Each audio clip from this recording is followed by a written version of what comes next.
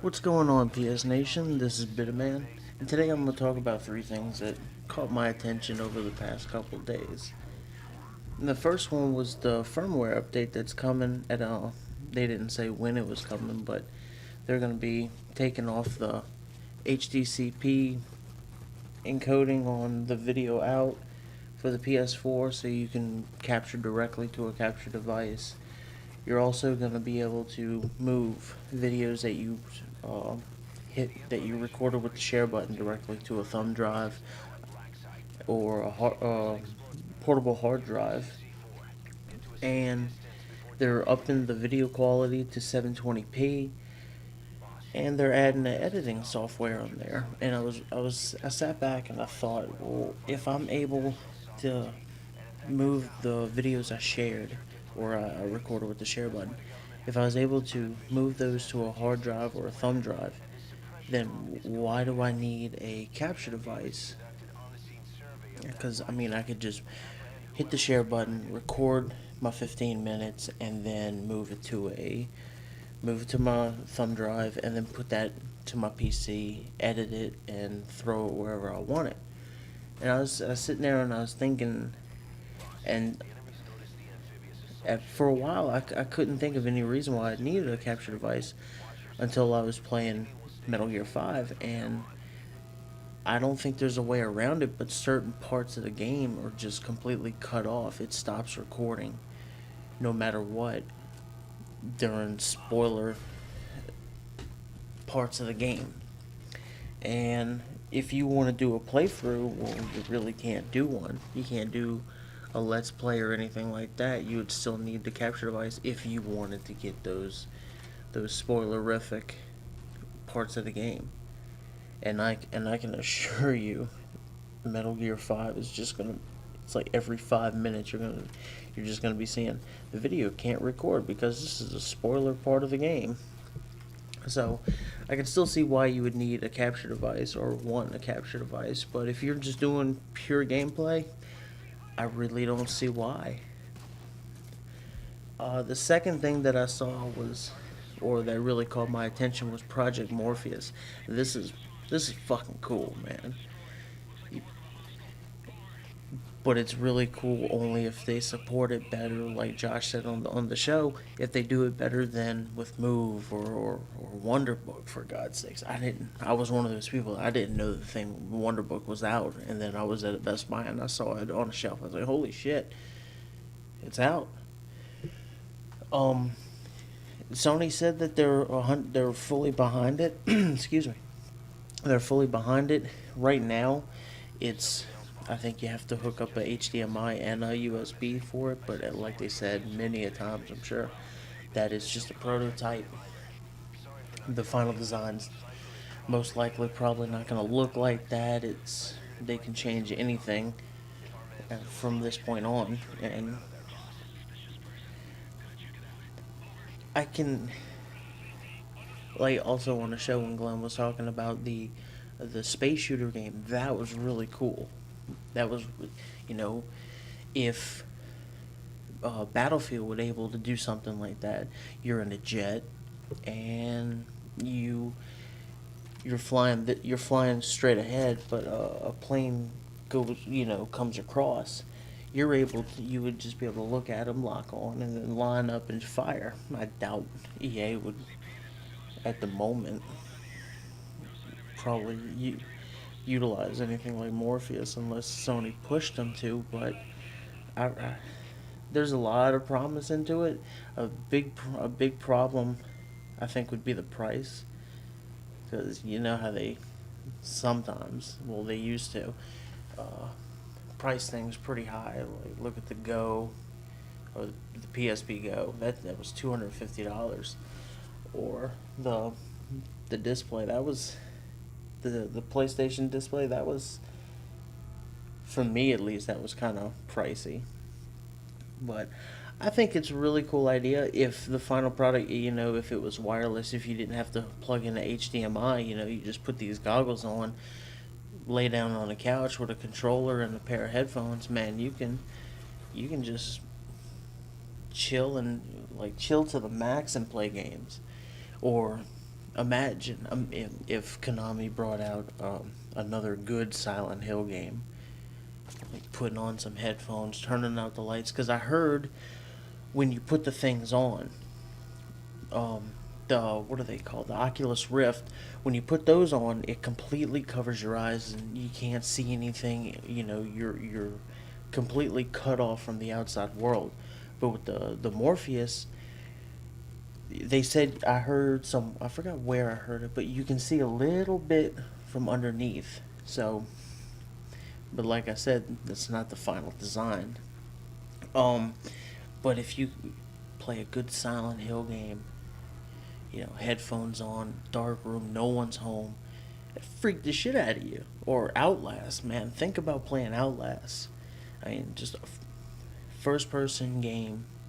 You know, there's no way to defend yourself, and you're going through this ungodly place. I mean, if Outlast even used the move your head around part, the gyroscope and the accelerometer, that would be that'd be really cool. There was a I saw a poll on psnation.com. It was how much would you pay for it, and even though I just bitched about the price, I think I would probably pay $3.99 for something like that, because that's if it gets the support that they want. I mean, that could be huge if they really push it. You know, push it halfway as much as Microsoft pushes Kinect, for God's sakes. I mean, it could be a big thing. I mean, that could be the new way to play games. They just gotta support it and get behind it better than Wonderbook and Move.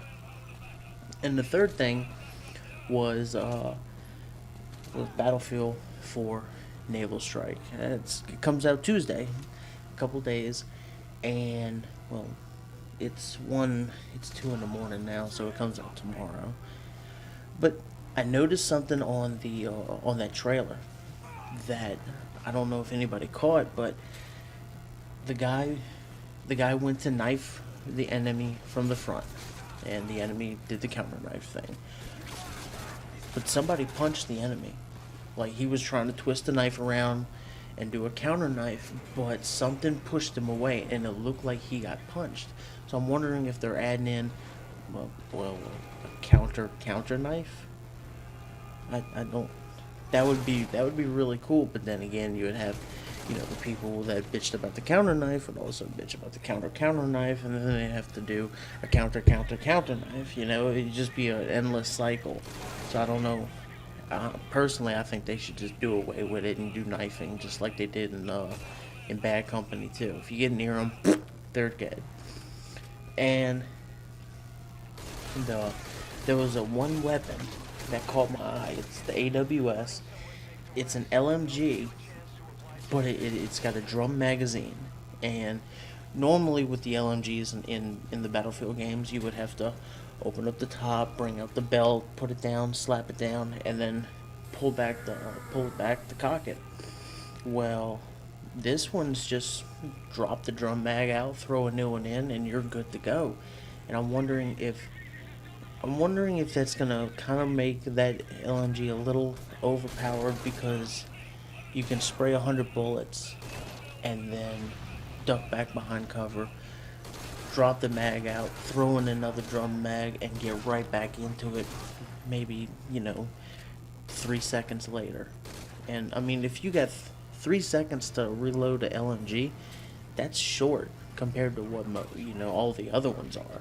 I think the other one that was magazine was the first LMG. I can't think of the name of it. It was the first one you get in Battlefield 4, but that one only had like I think it was 56 rounds in that magazine, and that's the one that I use. I mean, if you want to build up your LMG, you use the one that has the fastest reload. And I don't know about this one. I seen on a video somewhere that it was the stability on it is ungodly accurate. The accuracy is also really good. I don't know. We'll have to see when Naval Strike drops Tuesday. It's you know, premium members get it 2 weeks early. So if you don't have premium, unfortunately, you're gonna have to wait a little bit. I'm gonna try to put out a video pretty soon about Naval Strike and showing off the carrier assault and all the things that come with that. One thing that does kind of bother me about it actually is they're with the vehicles that they're adding a hovercraft. That's pretty cool, but they're counting that old cannon as a vehicle. I mean, that's technically, yeah, it's a vehicle, but I mean, people are just gonna use that thing to do an assignment or get the trophy, and then they're gonna forget about it. I mean, watch. So, anyway, that's it. If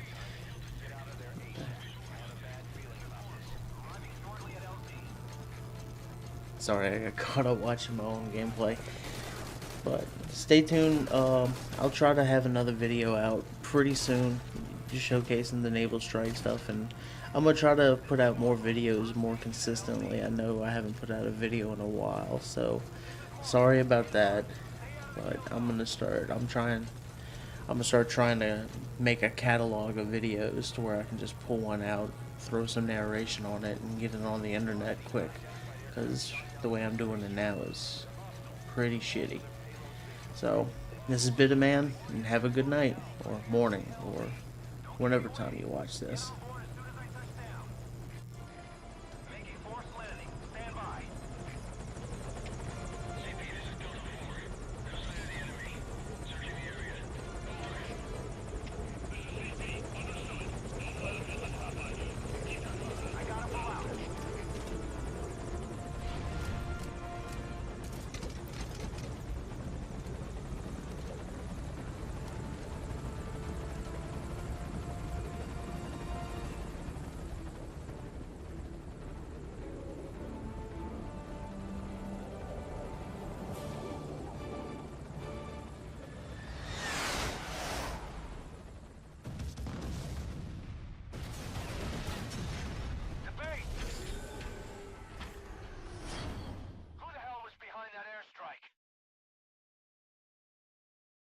That may not have gone as planned, but we fulfilled our end of the bargain.